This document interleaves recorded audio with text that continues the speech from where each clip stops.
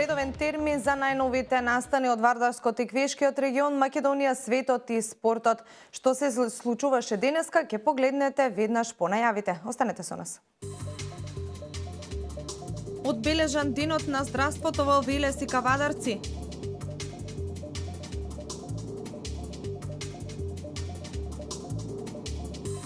Земјоделците од Свети Николско на протести бараат брза исплата на субвенциите.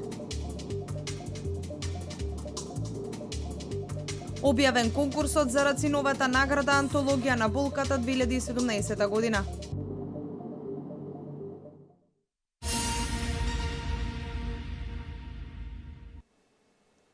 Граѓанската иницијатива за подобра Македонија повторно одржа протестен марш во Неготино.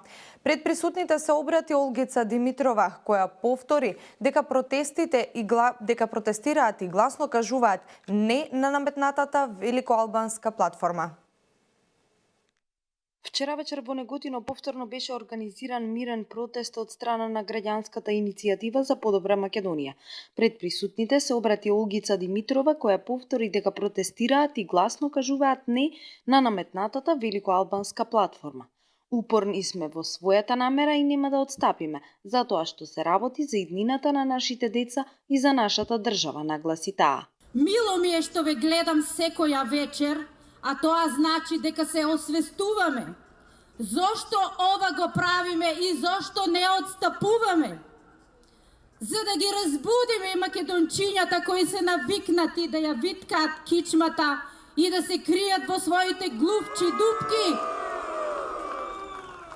Па доста е бре веќе виткање и поклонување на секого. Зар немаме и ние своја гордост и своја чест? Излезете гордо од своите домови. Гордо со исправена кичма излезете. Чест и огромно задоволство ми е што сум со вас под ова знаме и нема да го дадеме повтор пат, никој да ни го менува, а црвената и жолтата боја не ја даваме, додаде Димитрова. Таа јавно запраша дали некоја европска држава дозволува во внатрешните работи да се мешаат соседите, амбасадорите, приватните организации и слично. Да, тоа е Европа со двојни стандарди, но ние сепак сме за Европа, во која сите сме исти и рамноправни. Народ е македонски, да застанеме во заштита на унитарна, независна и самостојна Македонија, рече пред присутните неготинци Димитрова.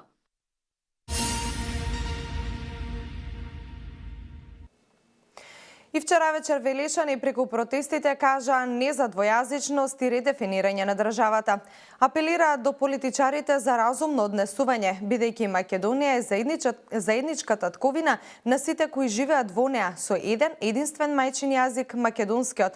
Протестите продолжуваат и денеска, а еве што Велешани кажа пред камерата на К1 телевизија. Платформата не беше добро што испадна после изборите, што не беше во изборната програма и поради тоа рачунаме дека малце е уценувачка. Излез во ваквото состојба се знае нови избори. Друго нема. Треба слога во македонскиот народ, треба да се сложи најпрви сите овие две наши политички партии. Како што гледам изгледа нема сопартиве договор изгледа да направи, така ми се чини. Што гледа парламентов денеска, како заострена работа, не знам што ќе се стане.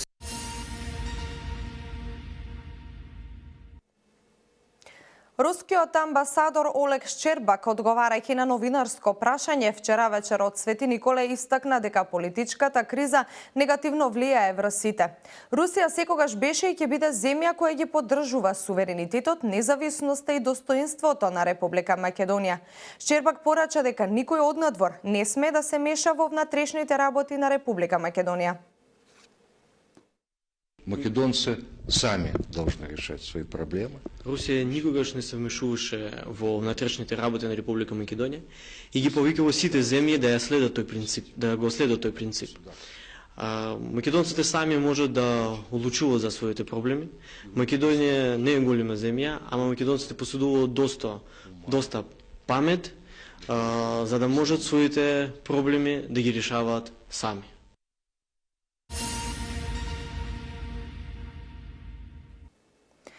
518 лица дневно добиваат здравствена услуга во општата болница во Велес.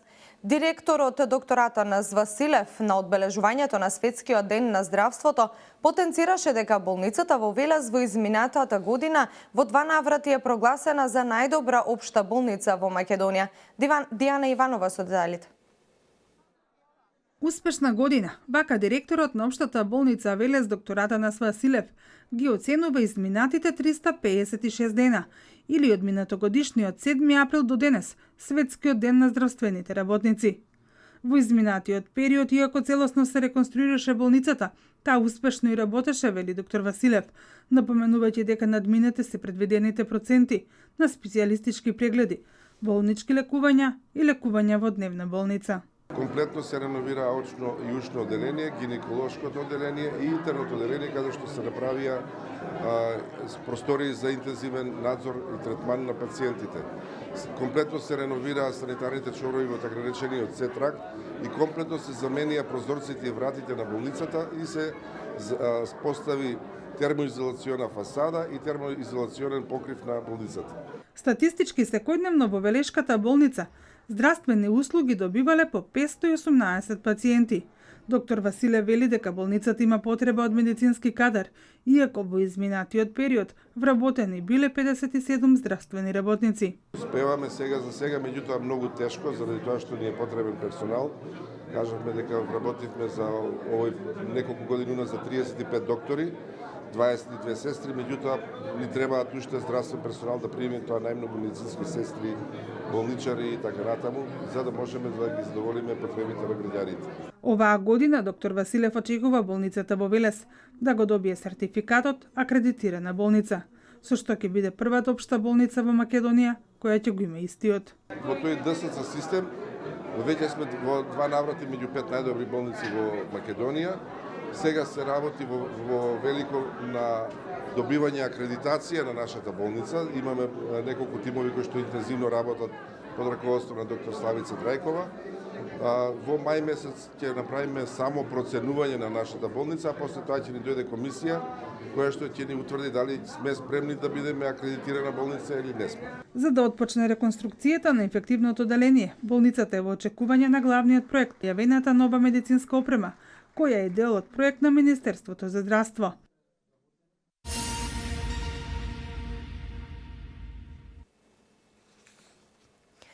И во здравствениот дом Кавадарци и Кавадаречката општа болница беше одбележан Светскиот ден на здравието. Слоганот на овогодинешната кампања е депресија, ајде да зборуваме.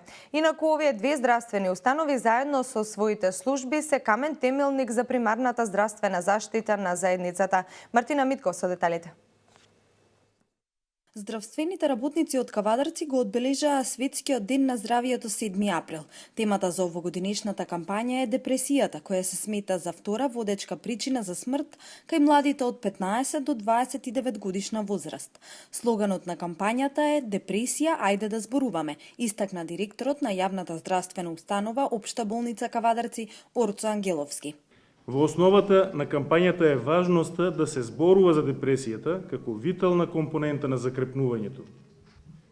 Стигмата за менталните болести, вклучувајќи депресија, понатаму е бариера за луѓето кои бараат помош во целиот свет. Разговорот за депресијата, без разлика дали со некој роднина, пријател или лице со медицинска професија, во образованието, работното место и социјалната средина, во медиумите, блоговите или социјалните медиуми помага да се прекине оваа стигма и во крајна линија доведува до тоа повеќе луѓе да побараат помош. Слоганот на кампањата е "Депресија, ајде да зборуваме". И во здравствен дом денеска беше одбележан Светскиот ден на здравието. Директорот Никола Трендафилов информираше за новите инвестиции во оваа установа и набавеното ново амбулантно возило. Со него, рече Трендафилов, дополнително се зголеми капацитетот на итната медицинска помош за навремено да делува и интервенира при повиците на бројот 194 и при вршењето на други услуги, транспорти до општата болница и слично. И јас мислам дека е многу соодветен ден од денес да му се заблагодариме на нашиот донатор и од предходно, господинот Митко Јанчев, со чија помош и донација за здравствен дом Кавадарци, покрај тоа што употреби собствени средства, успеавме да набавиме нов ергометриски стрес тест за службата за спортска медицина. Здравствениот дом од Кавадарци и општата болница заедно со своите служби се камен темелник за примарната здравствена заштита на заедницата.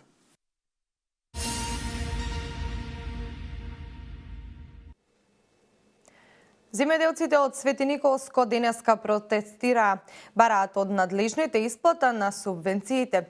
Велат сметките им се празни, а долговите им растат. Повеќе за ова во прилогот на колешката Дијана Иванова. Центарот на Свети Николе денеска 1 час беше блокиран од страна на земјоделците. Велат се одлучиле на овој начин да ја потенцираат потребата од побрза исплата на субвенциите.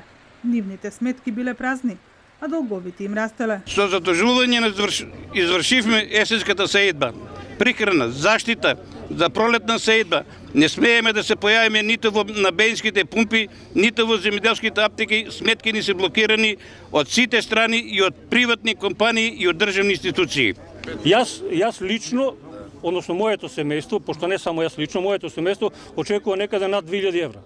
Или не над 2000 евра, се извинувам, со компензацијата, пошто нема пари да ја платам киријата. Треба да се изврши компензација, со компензацијата треба да ми останат некаде над 2000 евра. Околу 4000 земјоделци очекуваат исплата на субвенциите. Оние кои денеска протестираа велат доколку тоа не се случи во наредните 7 дена. Тие повторно ќе излезат на протести. Според информациите од Агенцијата за финансиска поддршка на земјоделците, налозите за исплата на субвенциите веќе се потпишани.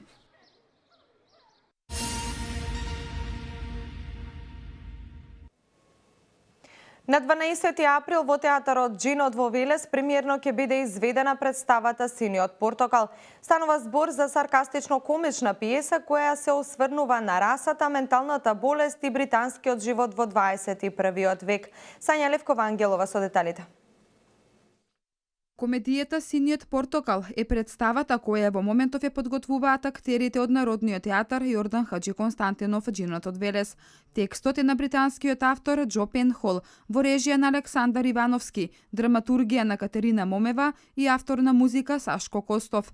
Во центарот на представата се двајца психијатри кои се обидуваат да се справат со млад шизофреничар. Станува збор за саркастично-комична пиеса која се осврнува на расата, менталната болест и британскиот живот во 21 век. Се работи за една приказна за еден пациент во психијатриска клиника кој што е во процес на евалуација, дали неговото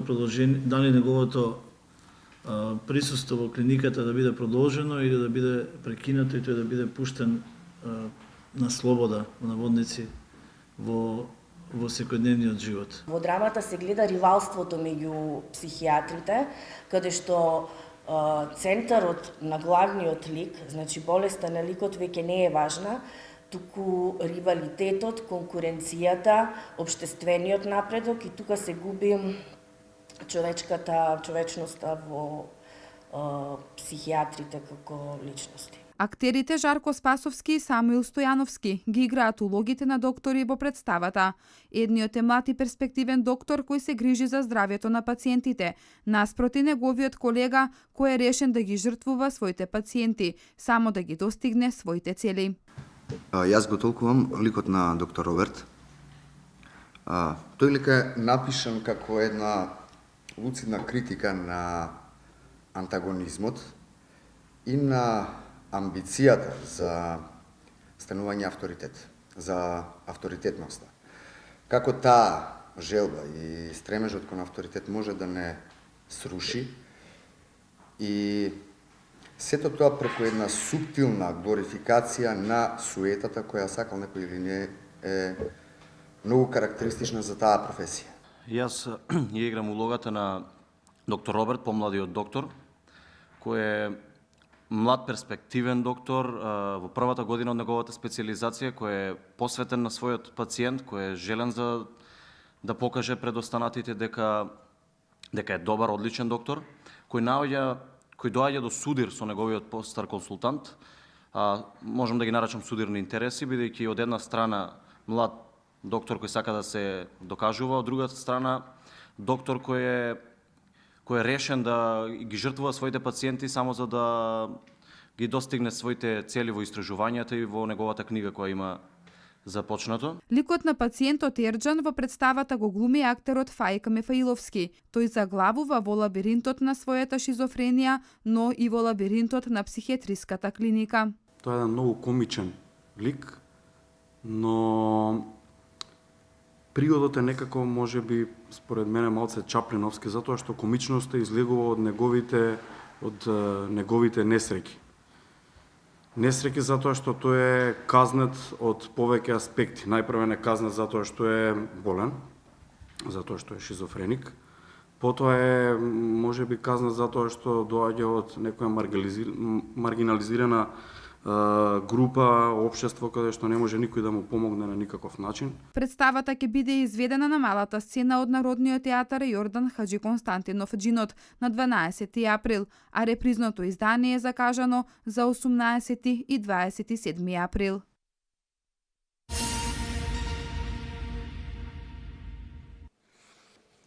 Започна подготовките за рациновите средби. Сдруженијето на граѓани ФАЦ Стоби во соработка со издавачката Куќа Култура го објави конкурсот за доделување на наградата Антологија на болката за 2017 година.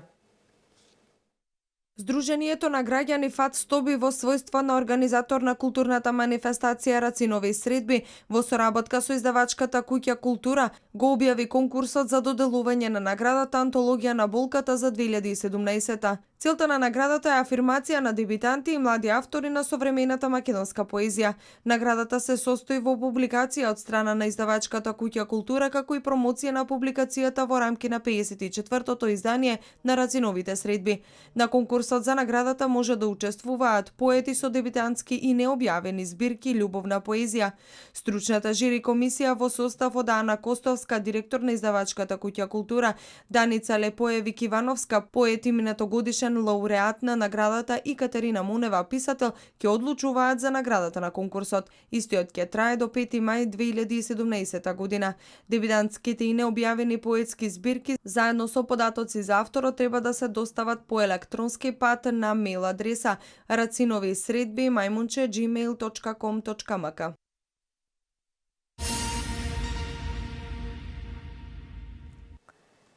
Во рамки на манифестацијата Великденски хепенинг во општина Неготино беа реализирани повеќе активности. Музејот на град Неготино одбележа 40 години од своето постоење, а основното музичко училиште Владимир Арсовски 38 години од формирањето, додека на плоштадот се одржа ликовен музички перформанс на млади музичари и ликовни таленти. Во организација на општина Неготино се одржа Великденски хепенинг со повеќе активности. Музејот на град Неготино одбележа 40 години од своето постоење, а основното музичко училиште Владимир Арсовски 38 години од формирањето. Имено во изложбениот салон на музејот беше отворена изложба со фотографии, на која присутните имаа можност да погледнат фотографии од активностите на музејот на град Неготино. Граѓаните се се поинформирани и запознати како со културниот, така и со економскиот и политичкиот развиток. Преку безбројни изложби, предавања, филмови, сведочиме за влијанието на овој музеј во однос на нашето културолошко издигнување. Со работа и идеја, со визија и макотрапност, идејата премина во реализација. Музеот е посетен од околу 25.000 посетители. Оваа активност е доста плодна и врз основа на соработката со нашите сродни институции, како што се музеите во Македонија, па и пошироко, има и меѓународна соработка со соодветните институции како што се Министерство за култура. Основното музичко училиште Владимир Арсовски со целовечерен концерт на класична музика одбележа 38 години постоење. Многу генерации на млади луѓе поминуваат во клупите на ова училиште. На истите тие инструменти ја учат основата на музиката. Нашето училиште се гордее со поранешните ученици, кои го продолжија своето образование и сега се врвни професионалци во своите насоки, изјави директорката Менча Богоевска. Голем број нестрадни уметници, доктори, професори, инженери, правници, но пред се љубители на музиката. Се гордееме и со сегашните ученици кои со голема љубов ја изучуваат музиката и се радуваат на секој нов настап. Се трудиме да ги следиме големите модерни педагошки музички текови, се со цел да им обезбедиме солидно музичко образование. Учениците од ова училиште ги очекуваат уште голем број музички настапи, учества на надпревари, јавни настапи и слично, за кои се надеваат дека ќе одговорат на сите предизвици. Денеска исто така во рамки на великденскиот хепенинг на градскиот плоштад се одржа ликовен музички перформанс на млади музичари и ликовни таленти.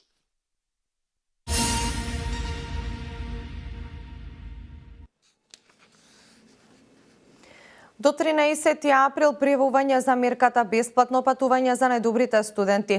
Температурите кои во наредните денови се очекува да се спуштат и до -4 степени сериозно може да ги загрозат овошките и виновата лоза, предупредуваат од УХМР и порачуваат земјоделците, производителите да применат мерки за заштита. Вести од Македонија. Некој сака Македонија од мултиетничка и унитарна држава да ја направат бинационална. Македонија да постане втор Кипар. Ова го изјавил председателот на Република Македонија Ѓорге Иванов во интервју дадено за емисијата 1 на 1 на Хрватската национална телевизија, пренесува порталот Kurir.mk. Председателот Иванов во однос на платформата од Тирана вели дека нејзината намера е изедначување на албанскиот јазик со македонскиот. Значи, интенцијата на платформата од Тирана е тие 20% да се променат, албанскиот јазик да биде ист со македонскиот. И со тоа се ускратуваат стакнатите права што ги има во Македонија. Бидејќи турците имаат општина каде службен јазик е турскиот јазик, училиштата се на турски јазик. Ние имаме ромска општина, каде што ромскиот јазик е службен јазик, службениот весник е на ромски, школите се на ромски јазик. Исто така и србите имаат општина на српски јазик. Така што со платформата од Тирана, тие права би припаднале само на една заедница, само албанците би имале права, вели Иванов. Поднос на заговорите за конфедерализација и дали Европската унија може да помогне во решавањето на кризата, председателот Иванов рекол дека токму стравот од федерализација е причина илјадници граѓани повеќе од 1 месец да се на улиците. Поднос на помош од Европската унија за надминување на кризата. Иванов рекол дека на Министерскиот совет е отворено прашањето за платформата од Тирана, но тоа јавно не се соопштува. Во интервју за хрватската емисија 1 на 1 Иванов вели дека здравиот разум и меѓусебниот диалог се можните решенија, потенцирајќи дека тој како председател досега учествувал во изнаоѓањето на 2 такви решенија, посочувајќи ги лидерските средби им порача на парламентарните партии дека мораат да најдат начин прво да изберат председател на собранието за да се отстрани правната пречка за определување на мандат.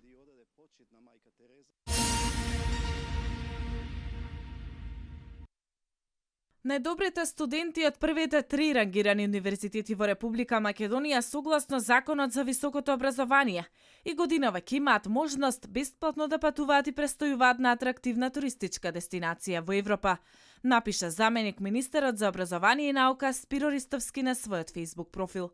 За оваа намена Министерството за образование и наука веќе го објави јавниот повик кој ќе биде активен за пријавување до 13 април, а на избраните кандидати во целост ќе бидат покриени трошоците за сместување, исхрана и авионски превоз. Патувањето за најдобрите студенти е една од 40 мерки за млади кои беа најавени минатата година и интензивно се реализираат.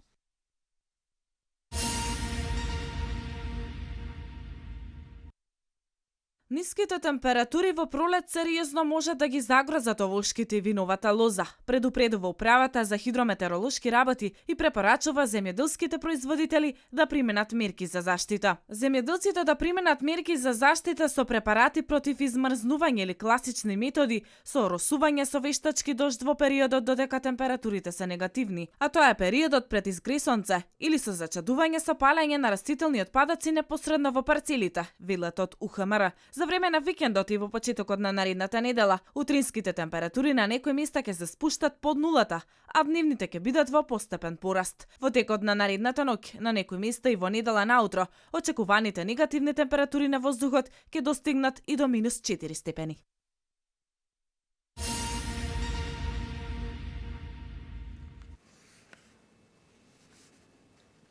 Најмалку 3 лица загинаа откако камион влета во шопинг центар во центарот на Стокхолм, соопшти полицијата, јавува Гардијан. За сега не се знае точниот број на повредени во инцидентот. Западните медиуми јавуваат дека целиот реон е блокиран од полицијата. Сведок за локалните медиуми изјавил дека видел стотици луѓе како бегаат од нешто за да се спасат. Ова е свето денес. При ракетни напади на САД во Сирија најмалку 4 лица загинаа, од кои еден офицер со висок ранг. Од Сирискиот центар за мониторинг на човекови права соопштија дека при воздушниот напад целосно е уништено военото воздухопловство крај Хомс. Американскиот председател Доналд Трамп ги повика сите цивилизирани држави да се приклучат кон САД за да се стави крај на крвопролевањата во Сирија. Според Трамп, нападот врз базата од каде на 4 април сириската авиација извршила хемиски напад врз цивили во провинцијата Идлиб е исклучително важен за националните интереси на САД. Трамп додаде дека сирискиот режим поседува забранети хемиски оружја и дека САД треба да спречат нивно ширење. Пентагон објави денеска дека Русија била претходно известена за воздушните напади врз базата крај Хомс. Според нив, нападот е извршен поради смртоносниот хемиски напад во вторникот врз цивили во покраината Идлиб. Претходно американски медиуми јавија дека САД известиле голем број држави за операцијата, но меѓу нив не била Русија. Пентагон соопшти дека 59 ракети Томахавк се испукани ноќеска од 2 воени брода на армијата на САД врз сириски воен аеродром и други цели. Израел нагласува дека со нападите Трамп испрати силна порака дека нема да се толерира користење и ширење хемиско оружје.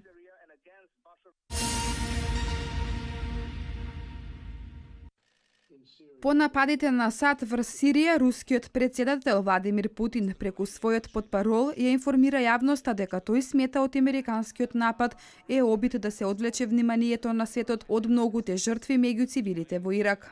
Председателот Путин смета дека американските напади врз Сирија се агресија врз суверена држава и непочитување на нормите на меѓународното право. При тоа со измислен повод, изјавил портпаролот на Путин, Димитри Песков. Овој напад сериозно ќе им наштети на руско-американските односи, кои без тоа, според Песков, се во жална состојба и пречи ефикасно да се действува против тероризмот. Спротивно од Русија, Велика Британија целосно ги поддржува воените действија на САД во Сирија и изјави потпаролот на премиерката Тереза Меј. Владата во Лондон смета дека интервенцијата на САД е соодветен одговор на варварскиот напад со хемиско оружје извршен од сириските власти, нагласи британскиот портпарол.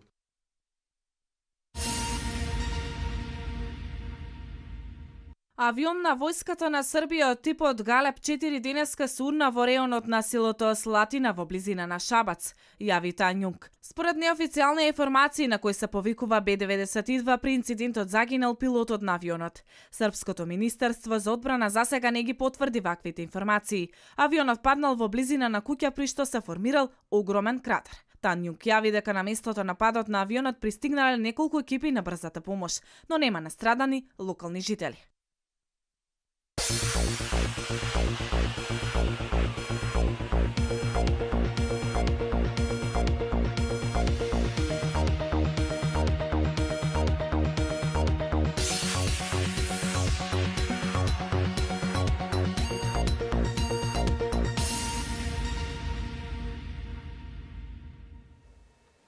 Денеска имавме променливо облачно време со сончеви периоди и со засилен северен ветер. На крајниот запад со услови за слаб снег. Температурата се движеше во интервал од 6 до 17 степени. Ова е последната информација во ова издание на Дневникот на К1 телевизија. Јас ви благодарам за вниманието. Ви понатаму останете со нашата програма. Пријатно.